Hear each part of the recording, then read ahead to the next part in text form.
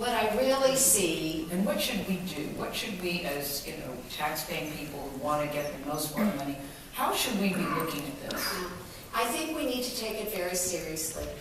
I think we need to understand that the government can't save us because they can't even save themselves. They can't even communicate. They have no way of giving in to say, all of you matter. So we're going to compromise because you matter. People without money matter. And they don't matter to certain parties out there. And so what really President Obama is trying to do is great. And he is caring, and who cares if it costs the corporations more, and who cares if rich people have to pay more for it all to happen. Everybody should have the right to have health insurance. So you have to do what I call the save yourself plan. And understand that the economy isn't going to save you, your employers really aren't going to save you, nobody's going to save you but you. So you have to know you have to get out of debt. You have to have that 8-month emergency fund. You have to fund your retirement accounts. You have to know which retirement accounts to fund and which not to. You have to know all of these things, which is really what the Suze Orman show and all the books and everything we've ever done is all about. And you always say the rich get poor. When the poor get poor, the rich get poor. Well, here's what's starting to happen now, which is very interesting. It used to be, the rich are getting richer, the poor are getting poorer, and that is true. It is also true that the middle class has disappeared, in my opinion. The face of the poor is no longer like the face of the poor of 20 or 30 years ago. They have degrees, they have master degrees, they have whatever, all these things going on for them. There is a highway into poverty. There is not even a sidewalk out. My greatest surprise in life, and I've realized this over the past 2 years, is that I don't think anybody wants to help the poor because banks and everybody make more money when people are poor. And what's the definition of poor in terms of dollars and cents? Probably under $40,000 now. Under $40,000 is considered pretty poor? much so. It depends on where you're living. Yeah. But most people, if they're making $40,000 a year. That's a lot. And that's a family of 4. Right. And that's before taxes. And you're making $40,000 in New York. What are you going to do? And so so what's happening is nobody wants to help the poor because they pay higher interest rates, late fees, all these things that fund the banks. But now here's what's going to eventually happen. Because as I sit here with you, you have 300 million people in the United States of America. 50 million people are officially in poverty according to the 2011 Census Bureau.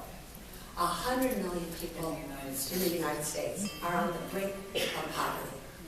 That's 150 million people, Gayle, on the brink of poverty or in poverty, or that's 1 out of every 2 people in the United States of America. So very shortly, what we are going to see happen, in my opinion, if the poor keeps growing, it will start to bring down the rich because there won't be any money to do anything. And nobody will have any alternative but to raise taxes, to charge more, to do all of these things, and eventually it will. When the foundation goes away, the top caves in. I just want to know the day-to-day. I'm sitting at home, I'm listening to you, I'm feeling very overwhelmed. Let's say I have a job, and I'm living paycheck to paycheck. What is the first thing that I should be doing? The first thing you should be doing is getting real and honest and standing in your truth. Stop saying yes when you know you should be saying no. Give to yourself as much as you give of yourself. So if you have credit card debt, let's line up all of those credit cards from the highest interest rate to the lowest. Let's check your FICO score. If you happen to have a good FICO score and you are paying more than 15% interest on those credit cards, you would call the credit card companies and say, lower my rates. If they say no, you would do a balance transfer to a credit card at a credit union. So if you just call a credit card and say, lower my rate, they will say yes, okay? If you have a good enough FICO score and you've been there, they're starting to say yes again. If they say no, and chances are they may say no, then fine, do a balance transfer to a credit card at a credit union. By law, credit unions cannot charge you more than 18% interest.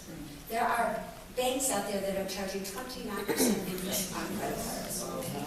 I never understand when money people say, pay off your debt, lower your debt, when you're living paycheck to paycheck. So, I'm doing the best I can. I'm living paycheck to paycheck. How am I supposed to pay off my debt? because you're not really living paycheck to paycheck. If you look at what you are spending your money on, you think, oh, a Starbucks once a day, not a big deal.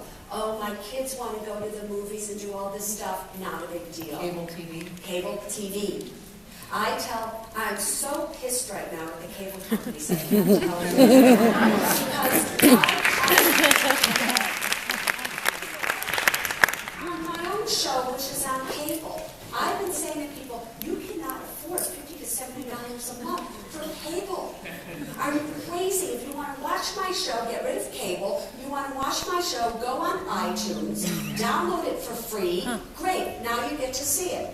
Now, because of the cable companies, they have made us take it off iTunes. We no longer can offer it for free. Because you were telling people. Get that, we're going to fix Suze Orman. Yeah, really, people, you can listen to it, but you can't see it. But the great thing about seeing it is you saw the numbers, you listened to the numbers, you learned. They'll show you slides of it and little segments of it, but God forbid they should do something to give it away for free. So I'm calling CNBC, I'm going, can't I stream it? Can't we do anything? Sorry, Susie. So you think if people really lined up their bills and looked at it, they would see that there is ways that they could save? Well, it's not lining up your bills. It's knowing how much your expenses are every month. If you went to SuzeOrman.com, there are Susie tools. I have an expense tracker. If you put down every single penny that you spent, I guarantee you would be in shock. And the amount of money that you are wasting and you don't even know it. So here's how you get out of debt. Okay. You first get the lowest interest rates possible on your credit cards. And what would be the lowest? You could go, if you went to nfcc.org, National Foundation of Consumer Credit, or AICCA, AICCCA.org, two nonprofits. If you have a lot of credit card debt, you're paying high interest rates, you could go to them. They're nonprofits, you pay them, they pay your creditors, and they can lower your interest rate to 0%. So if you could do things like that for yourself, or with doing that, or you simply line up your credit cards, try to get the lowest interest rates out there. You look at what the minimum payments are. So you take the minimum payment on every credit card and total it. And let's say you have 10 credit cards and your minimum payment is $200 a month. Should anybody have 10 credit cards? Some people, not that they should, I carry 2, that's it. But most people, every time they got in trouble, they opened another one and another one. So they have it, big deal. If they added 20% to that minimum payment due, so if the minimum payment due is $200 on all their cards, 20% of that would be $40. If they paid the minimum payment due on every card and added that extra $40 to the highest interest rate card, and they continued to do that until that card was paid off, and then took that, what they were paying towards their first card, and added towards the second with that extra $40, before you know it, you will be out of credit card debt. And it's not that hard